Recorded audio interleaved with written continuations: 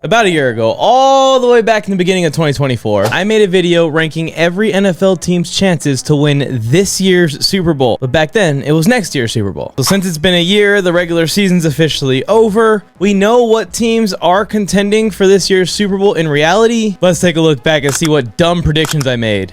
Keep in mind, I made these predictions even before the NFL draft. So these could be pretty crazy. One thing I forgot to remind you of, it is to win this year's Super Bowl. No rookie quarterback has won the Super Bowl in league history. It's just too hard to win a Super Bowl. Like the Washington Commanders, who are drafting at 2nd overall in this year's draft. I would say that the Commanders have more than a 0.01% chance as of today, but I still hardly give them any percent chance because of this whole rookie quarterback situation. I think the New England Patriots will be starting a rookie next year. They also have a top 5 pick in the draft. Patriots were spot on, top 5 pick in the draft. I think that the Las Vegas Raiders will be trading up for a rookie quarterback. Raiders fans, start to get used to the idea of a rookie quarterback starting next year. See, I had the Raiders trading up for a rookie quarterback. I think they're going to trade up for a rookie quarterback as well in the draft, or at least attempt to. Bo Nix and Brock Bowers. In the preseason, I was pretty clear that I had no belief in any of the rookie quarterbacks to find very much success their rookie years. The only one that I said had a chance to make the playoffs was Jaden Daniels. Panthers have basically no chance in hell to win next year's Super Bowl. They would have the 1st overall pick, but they traded it away to the Chicago Bears, so they have no 1st round pick. And they do have a lot of cap space. I expect the Carolina Panthers to be adding a wide receiver this offseason. Nico Collins, T. Higgins, maybe even their players in a potential Stephon Diggs trade. In reality, the Panthers should be players in free agency every single season, but what that Mike hadn't really thought about, and what this Mike is realizing, is that no one wants to play for the freaking Panthers. I'm sorry. Giants are also going in this category because they're likely stuck with Daniel Jones for one more season. They just signed him to a massive contract last offseason. No one freaked out when Daniel Jones got signed, but when Dak Prescott got signed, the world almost burned down. When Justin Herbert got his contract, y'all's minds fucking melted. I think the team can improve slightly by just staying healthy, but if Saquon Barkley actually walks to free agency, he did. He's like 1/3 of this team's offense over the last couple of years. Pretty right about the Giants. I even had Danny Dimes not making it through the season as a starter. I also give the Tennessee Titans a 0.0000001% chance to win the Super Bowl. I think that this is a rebuilding team. They do have a lot of cap space to spend, especially with Derrick Henry probably departing, and they have a high draft pick. Team can bring in receivers all they want, but until they identify who that franchise quarterback's going to be, it's not really going to lead to much success, as we saw with D-Hop. Yeah, I was already raising the alarm about the Titans back then, and they ended up with the 1st overall pick. The main thing was the quarterback issue, and even when I said there about the receivers, I probably didn't account for DeAndre Hopkins getting traded at the time. But even Saints fans will tell you, man, this team disappointed last year. With an aging roster, I think guys like Marshawn Lattimore are leaving the team. Yep.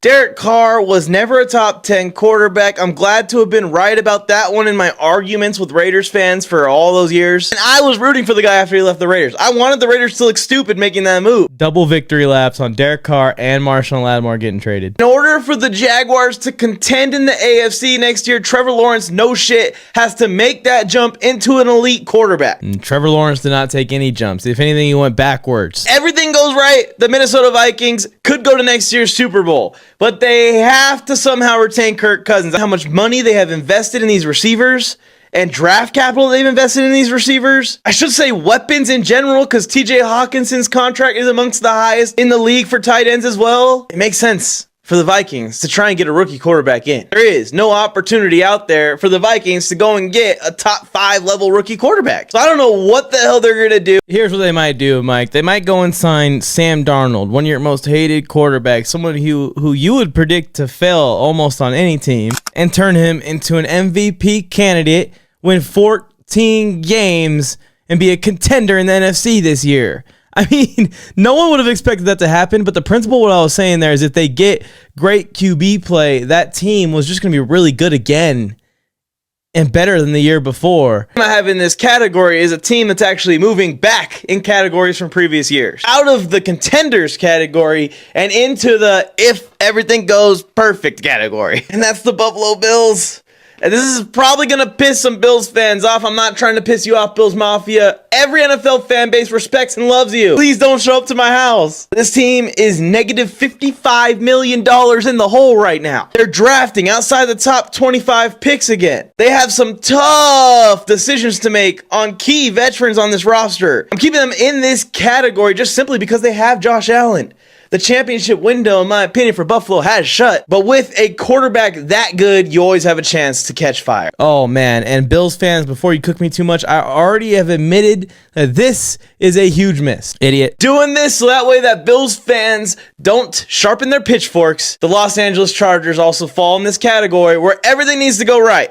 I love the hiring of Jim Harbaugh as Chargers head coach. I think year one, you guys are going to see the difference. And that's the goal of the Chargers 2024 season, is to make the playoffs again, for one. And then install that Jim Harbaugh culture for years to come and for contending years to come. Hold up, baby. I could talk about my Chargers for the entire video. I'm going to save the rest of the NFL fans. But man, exactly what I wanted out of this year has happened, and some, honestly. Next team I have in this category is the Tampa Bay Buccaneers, who could, I guess, somehow retain everyone, but it seems like Levante David, Mike Evans, we're going to see a lot more young guys in there for Tampa next year. I think Chris Godwin will be the veteran presence of the offense with Baker Mayfield, of course, if they can retain him even. He's also a free agent. Mike Evans is on the Carolina Panthers, or Mike Evans is on the Kansas City Chiefs. Oh, please, no, please, no. Evans was actually responsible for a lot more of this offensive production last year than we all thought. Remember, everyone thought Mike Evans was leaving the Bucs. It was like a foregone conclusion at the time. Mike Evans had even said, if you guys don't sign me by this day, I'm out of here. But they still ended up getting a deal done in the offseason. I think actually maybe a few weeks after I posted this video, Mike Evans re-signed, and Baker Mayfield re-signed, and Levante David re-signed, and how I said, unless everyone re-signs, the Bucs aren't going to be good.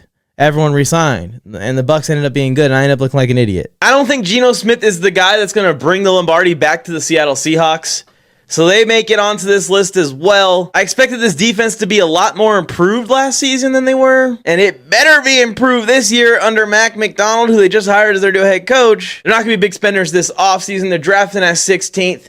I think we'll see a very similar level Seattle Seahawks next season, which was a solid team. It wasn't terrible. That's pretty spot on of a prediction there for the Seattle Seahawks season. I mean, they were just a solid team, very similar to what they were in 2023 and even 2022, to be honest. I think that Jets defense is going to be consistent no matter who's out there. It just comes down to Breece Hall, Aaron Rodgers. If they stay healthy and everything else goes right and the team stays hot and they improve the O-line this offseason, the Jets could become contender. But I'm keeping them here because there's a long list of things that need to go right. It's a good thing I kept them there in this video. I was very reasonable in that take for all of the other terrible takes I gave out on the Jets. I really thought the Jets were going to put it together this year, man. And the fact they got Devontae Adams and they still sucked, it just makes me feel like I know nothing about football when it comes to the takes I had on this team. But hey, for the most part, this is going better than I thought it would. I feel about the Pittsburgh Steelers as well. You tell me that they are the team that lands Kirk Cousins or Justin Fields, but I still think that the Steelers need everything to go right to be Super Bowl contenders next year. And that still feels about correct, right? I mean, when Russell Wilson was playing at his absolute best, they look like Super Bowl contenders, but even when he plays at slightly worse than his absolute best, they start to lose, and they start to lose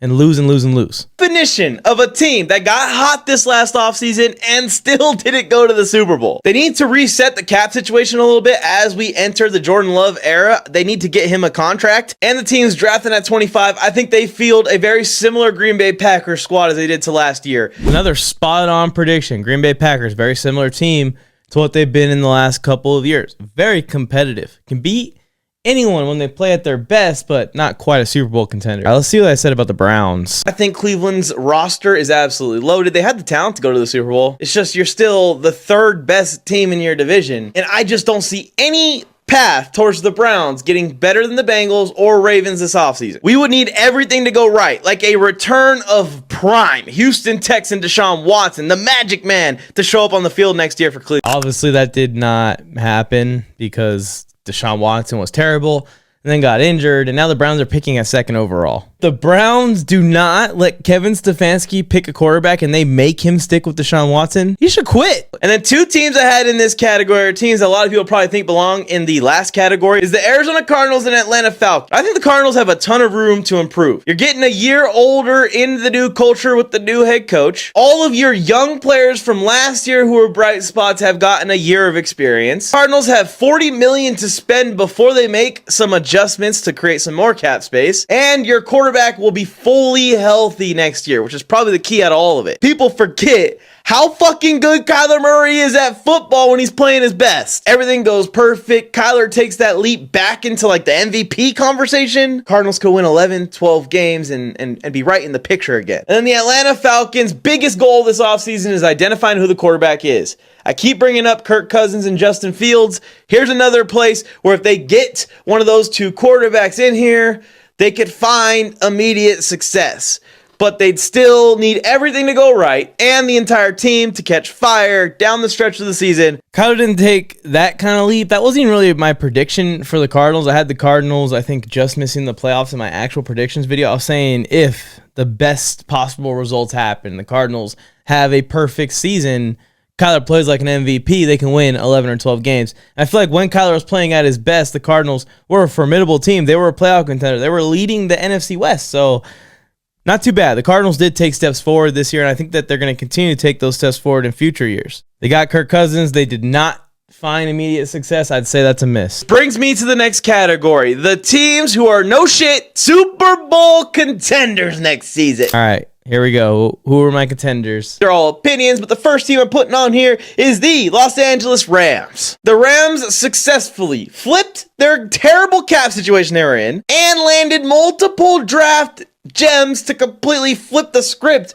on what the Rams should be doing at this point. They should be rebuilding this team still. They should be trying to trade away all their veterans for draft picks. They should be dealing with cap hell. It's looking like Matthew Stafford and Aaron Donald are in for one more season at least. And with how good this offense got with the addition of Puka Nacua, they may be a team that says, hey, while we got Stafford and Aaron Donald still here, we're going to push the chips back in. AD didn't come back, but the Rams are a pretty good team, and I think they're a sneaky team to make a run at like the NFC title game. Philadelphia Eagles on this list. And yes, the Philadelphia Eagles absolutely fell apart at the end of the season. This roster is still loaded. We just talked about better scheme fits for Miami's defensive coordinator. Philly needed to rotate the offense and defensive coordinators out. And they did. And they got veterans in here that know what they're doing, that you can trust aren't going to have anything looking as sloppy as it did last season. Keep in mind, this team started like 10-0 or 11-0, not playing at their best. Maybe a team to look out for to go get Derrick Henry. Overall, Philadelphia is a top team in the NFC. Last year's collapse prevents them from being Super Bowl favorites in my eyes going into next season, but they're contenders. Huge dub in my Eagles support, man. I've always believed in the Eagles. If you've been watching my content for a long time, you've known that even in the last Eagles Super Bowl run, I was a big Eagles backer that year. So backing the Eagles again this year, by the way, for another trip to the Super Bowl. If you guys want to watch my full playoff predictions, that video is up on the channel. Oh, boy. All right. Now, here is my worst take of the offseason for sure, and it's on the Indianapolis Colts. And before I let you even see it, I'm just going to preference this by saying I'm completely wrong about Anthony Richardson, and we really wanted the guy to succeed. We were all rooting for the guy. Seems like an amazing human, amazing athlete. He seems like he has all the potential in the world, but he can't stay healthy. And then honestly, when it comes to his accuracy and his decision making, sometimes it's just not on an NFL level. Anyways, go ahead. Let me put my foot in my mouth. Here's a team that I think improves the most next season, and a team that you probably never expected to be on my contenders list, but it's the Indianapolis Colts. They have come so far in just a short year and a half since the Jeff Saturday shit happened, where Jeff Saturday took over this team in the middle of the season and beat the Raiders. But seriously, this team won 9 games last year. 3 of their 8 losses came by less than 1 possession. That means we're a few plays away from this being a 12-win Indianapolis Colts team last season with their backup quarterback. They've got the Jaguars, Texans, and Titans number over the years. Indy is getting Anthony Richardson back next season. He looks like a beast early on in the year. They have $60 million in cap space to spend. We're going to see some guys get added to the secondary. This is where I want L'Jarius Sneed to go. Do not stay in Kansas City, L'Jarius. They beat Baltimore, Houston last year. They beat Kansas City the year before that. This team is ready to take that leap. They just needed the quarterback and the head coach situation to come together, And it has. I'm telling you, watch out for Indy. And watch out for the Houston Texans, who are also on this list. I think Houston should be the favorite narrowly to win the division next year over the Indianapolis Colts. But to me, CJ Stroud versus Anthony Richardson is a rivalry that is going to grow and be one of the rivalries to watch in the NFL for years to come. That was funny. The Detroit Lions as contenders again next year. This team is another team that is full of young future superstars in the NFL. I just hope that they are superstars with Detroit, because Dan Campbell, if he does the same thing that he did last year, he is going to fuck this up for Detroit. But I think the Lions need to just keep taking one step at a time forward. They made it all the way to the NFC title game last year. Let's improve all of our players just a little bit this offseason. Let's add just a few more veterans that we can rely on to produce in those big moments late in the season that we're going to need them producing if we want to go to the Super Bowl. I'm still worried that Dan Campbell's going to fuck this up for Detroit to this day. The Cincinnati Bengals are contenders to win next year's Super Bowl. They fixed their cap situation. They have $60 million to spend this offseason. I think that it isn't a foregone conclusion that T. Higgins is leaving the team for certain, but I think if he does leave, they're going to replace him with someone who's equally as talented, just for cheaper and a little bit older. Joe Burrow seems to be the guy that can take down Patty. I'm not too mad about my Bengals take. We saw what the Bengals could be down the stretch of the season, and Patrick Mahomes and the Chiefs literally dodged him by letting the Broncos win and not getting the Bengals into the playoffs. Dallas Cowboys. I think the Brandon Cooks addition last year was a good swing, but I think they're actually going to trade Brandon Cooks again this offseason and try and go after Stephon Diggs. Complete miss. Stephon Diggs left the Buffalo Bills. He's on the Houston Texans now. The first team, the Baltimore Ravens. This team is just running it back next year. They were probably the best team in football during the regular season. I think they keep building on this young core this offseason and are going to be contenders for 3 to 5 years. I think I nailed that one. I do think the Baltimore Ravens will still be contenders for 3 to 5 more years. They did add some more guys to go with their young guys, like maybe Derrick Henry. I wasn't even expecting it to be that crazy, but I expect them to be aggressive in free agency to try and make this team over the top and go and actually win the Super Bowl. I think the Ravens right now are my favorite team to win the Super Bowl still to this day. So I love that take from, a year ago, Mike. No, the 49ers are already all in on winning a Super Bowl. But I say you go all the way the fuck in. Like, you brought a briefcase of cash to the casino and you already pushed the briefcase of cash into the middle of the table and lost it. But I think now you go, we got a car parked in the parking garage. We got a house back at home that we can put on the line. Get the pink slip to the car. Grab that title to the house. Put them on the table. Bet the house. Bet the car. Do not go and get Brandon Staley. 49ers need to win the Super Bowl. It's getting so sad of how close they've been at this point that the script is kind of flipping, and the NFL fan base has gone from rooting against them to rooting for them. Complete miss, obviously. 49ers completely fell apart this year. Now they're going to have to do a little bit of a reset. They got to figure out Brock Purdy's contract.